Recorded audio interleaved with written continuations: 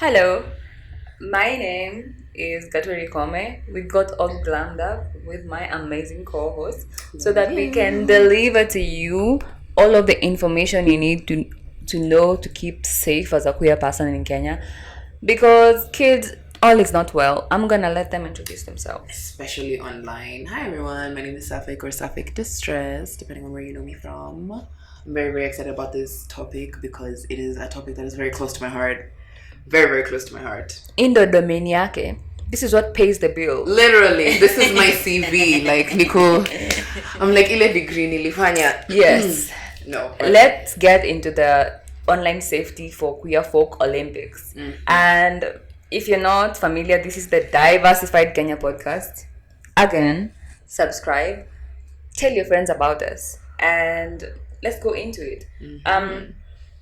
Sometimes I feel like one of the ways like you can be safe online is by giving people what they want. So if people want to find you on social media, make sure there's like an account of yours that they can find easily, and then that makes room for you to even have like a Finsta, which is a fake account that you can do your shenanigans on.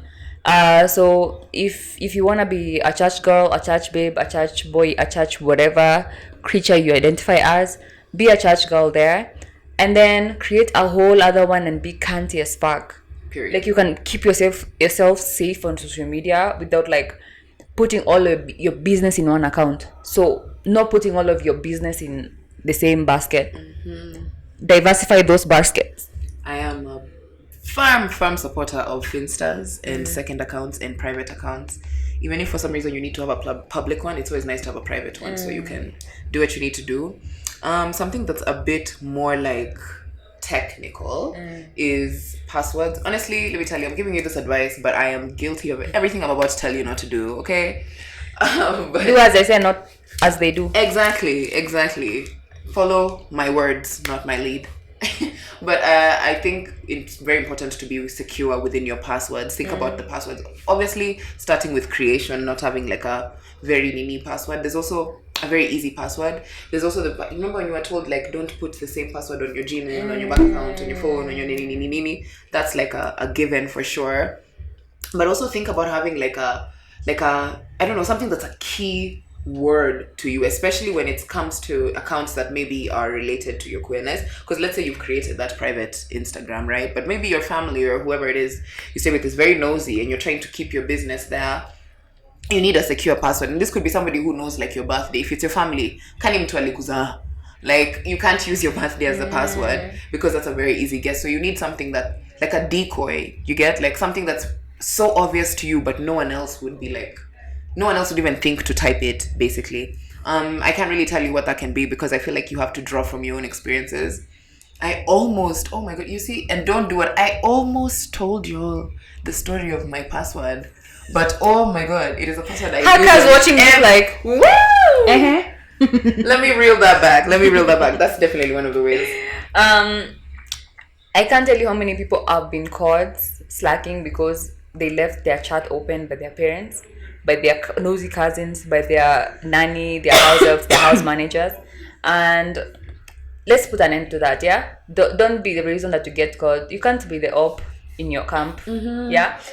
Something else I want to talk about is, yes, you've locked your account. It's safe. But how can you hide obvious things? Let's say you are on the yellow app, Grinder. Oh. And you want to keep that safe. I feel like there's like so many online decoys you can hide apps in. If you have like a folder of like juicy, spicy photos that you don't want your parents or like your family members or even like anyone who's not you, maybe. Yes, get access to, you can lock that app. You can literally even use a fingerprint. Like they need to like cut off your okay, a fingerprint is safe because if you're a heavy sleeper, they'll just have to, and that's it. Oh my god, also Face ID, disabled Face ID. Yeah, yeah. What do you have for us? I think one other thingy is, I mean, this I was exposed to by people. It was a digital security training, but people were more excited about the cheating aspects of it. But this is not what I'm promoting. I'm just mentioning that on WhatsApp there is a locked chat feature. And if you're somebody who's like, I remember like when I was 16, I think I would have loved when I was 16, 17. I mean, to some extent, because, again, children online. But some of the girlfriends that I didn't want, like, my mom to find out about, and it wasn't even like explicit conversations. No, it was just like me telling a girl I love you and knowing that my mom would freak out about that. So I'm like, let me put this somewhere else. I didn't know about that feature, then I learned that this year. But if you know how to use it, you can just do a quick Google search on the locked chat feature on WhatsApp. It's a lifesaver, for sure. I can just hear someone's mother saying, na huyu ni nani Karen unamwambia I love you. Hey, anakuita baby. Mwana msichana anakuita baby. Kwa nini huyu Karen kwanza anakaa mwanaume? If your type is like mine, you already know the answers. I feel like there's features and apps that provide a one-click delete option. Like there's like a motion you can do on your phone to delete stuff immediately. Like let's say someone tells you, give me your phone, you can just, and it's gone. Like there's a command you give your phone and everything is gone. If you have like an iPhone, you can give Siri. I don't think Siri can delete stuff.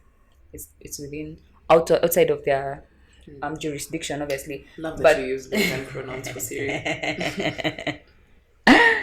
Siri is non-binary, by the way. I've decided. Agreed. I feel like some apps provide ghost mode, like Tinder, Grindr, all of these apps where you can meet people. You can literally be faceless. I won't tell you what app I'm on, but I will be asking later. You might attempt. I'm definitely on ghost mode. Like I want to. What is ghost mode? Like you can just like have a profile without photos. Oh. You can have like a photo of plants. You can have literally anything.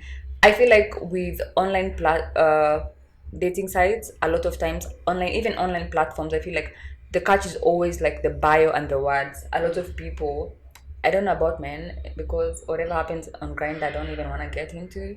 But I feel like with women folk and NB folk, and AFABs, words zitawatoa pangoni every damn time. It will get someone hooked. So exploit that. Absolutely. Yeah. I think also though on like a different other side of the coin of that is also being wary of people who are on ghost mode too though.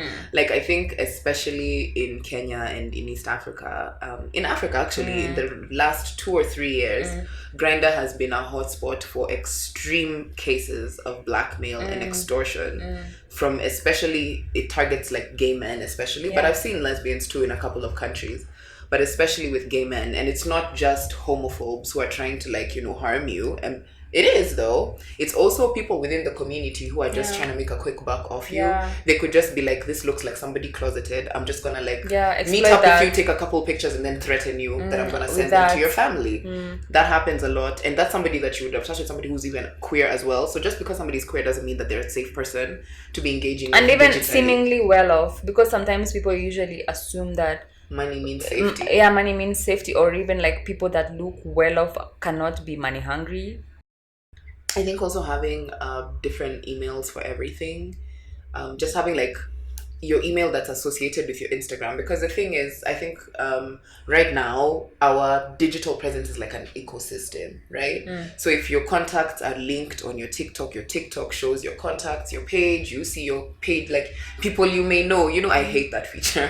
People you may know, even emails work the same way as well. So if your email that's linked to your queer account, maybe let's say you're doing something with your family and you need an email or something like that, you need your official work email, even just for like work, on LinkedIn. The one that you have on LinkedIn shouldn't be the one that's linked to your sexy IG, like thinking about stuff like that is very important. I think also this is, take it with a grain of salt, because I think there's also power in reclaiming your name, but just in case you're somebody who really really really does feel the same way that I do about this, I suggest not using your government names unnecessarily. If you can, and you know that you have like the avenues for safety for yourself, then do what you gotta do. But if you're not sure, it's so much less easy for somebody to track your family and start threatening you with how they found your auntie from God knows where on Facebook, and they're gonna tell everybody your business if they don't know your last name. We're we're built on tribes and clans, and me personally, come Luya Najua, it takes a name to know where someone is from. It takes a name to even be able to find my grandma. So sometimes it's just not worth it. Great. I feel like the next thing we need to be wary of. I know we are a quite emboldened bunch. We are frisky, we are spicy, and I feel like a lot of times, like some of our conversations lead with like very, very saucy photos. So some of the ways that you can protect yourself is, let's say I have a photo, right, on my phone, and I want to send it to Safik. I can watermark it SD, so that like I know who you sent who I sent it to, and so if once it ever leaks, you on know. Telegram I know SD. Niwewe. That's actually a really watermarking your Yeah, notes. watermark. Look, it's iconic too. Yeah, like watermark the person you send the photo to, so that like, and then put the watermark on the things that you could be shamed with. So it could be here or here.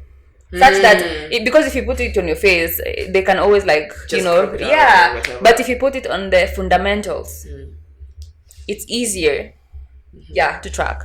Think about even putting the watermark maybe physically when you're taking the picture. If you're taking the picture knowing who you're sending it to, maybe like if I'm taking a picture against this wall and writing SD right here, because also, or like somewhere inconspicuous, but somewhere you'll know for sure this is the person who took my photo. Because also like ukiweka watermark, mtu anaweza tumia the watermark removal, and it's very, very easy, like very, very easy to do that online. So something physical.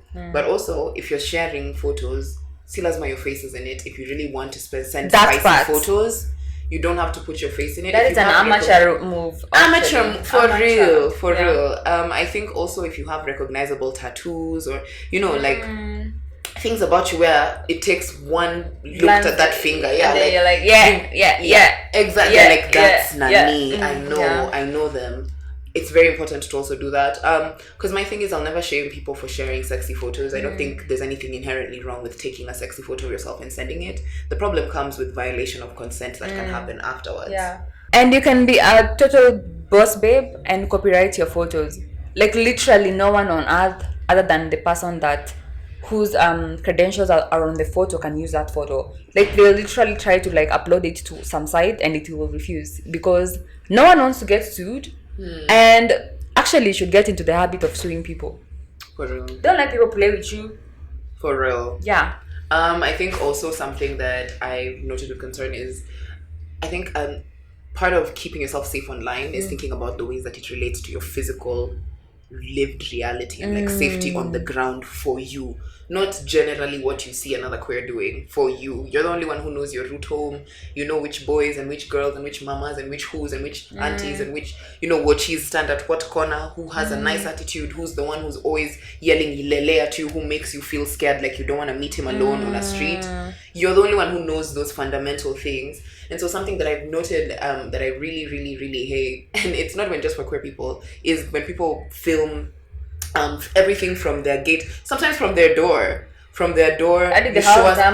Umetushukisha na sisi stairs, umetutoa kwa gate, we can see your kiosk, we can see even those to dirt roads, and I think sometimes ukiishi huku ndani unaona venye unaweza fika main road and then like where you live is, and I think sometimes when you live uko ndani kwanza watu wa ushago kama mimi, you can feel like you're kind of safe. You're like it's not that recognizable, ni mabati na it is to someone. It is to someone. It doesn't even have to be a stranger online. It can be that man that you feel weird about when you see him on the street. He's like aone video yako, aone hiyo street, aseme udema nakuangalia na najua penye anaishi actually. And that exactly, like it's just very, very important. That's the bane of my existence. If you take nothing else away from this video, please stop showing people where you live. Please stop telling us exactly where you're going to be at Friday at 5 p.m. when it is like, a personal, more intimate situation and not like a huge public event. Prioritize your physical safety, even as you enjoy visibility online. The other thing you need to know about online safety is you need to be petty enough. Let me explain. A lot of times people say the wildest shit because they think like you don't know who they are, or they're hiding behind a keyboard. And sometimes even like it's not even like a necessarily like private account. It's someone with their photos on there, and maybe even like information about where they work. I feel like rook a food chain and go to the boss and report it. Like we need to be snitches more. Like we need to get people into trouble more, because who the fuck made you think you could talk to me that way? Who the fuck are you? Absolutely agree. I think also another way of like keeping, well, something that I personally use is, I think we talked a little bit about this actually when we were speaking about OGBV, like online gender-based violence, is deleting comments, delete those comments, block those people, keep your online safe, because somebody could start out with a comment, and then because they have access to you now, they're, you know, you haven't blocked them, so now they're going through your pages, they're like, this exchange has fired whatever evil exists in them, Taking they're looking screenshots. for your Instagram, they're looking for your mutuals, they're trying to figure out where you live.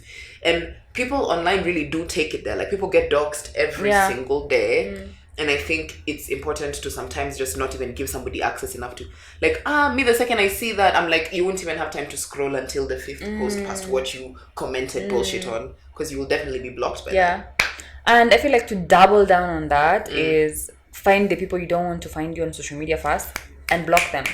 Oh my goodness. Wa women's guild watakupata. Yes. Watu wa church watakupata. And the best thing is sometimes like uzuri ya watu wanatumenga majina zao ni una type tu na una also you like can use your contact thingy, so it shows you which contact. Sometimes when you go to the settings or whatever app, at least on TikTok I think, you can scroll through like the contacts and whatever, like when they're like, oh, this one is also on TikTok, this one is also this one. Anza tu kublock her wote when block everybody. Exactly. Anza tu block everybody. Full stop period. The other thing we can do is use filter words, because a lot of times people want to use sugar as a slur. They want to use like your as a slur. You can have a filter with certain words in them, because nobody gets time for that. Yeah. I have a lot of those words filtered in my comments too, because hata haitanifikia macho, because also it can be very draining, especially if you want to make public facing content. As much as like we're saying block it, like part of the reason I say block and delete is because I know the mental toll that it takes to read through such garbage constantly on your page. You know, like it's not like some random bot that's threatening you. This is like a real human being. So I think it's very, very important to just keep that in mind at the very least. And last but not least, use your close friends. Use your green circle. And put it to good use. Mindful about who is on it. Like I said, not all queer folk are kin folk. Yeah? Period. Yeah. Bye.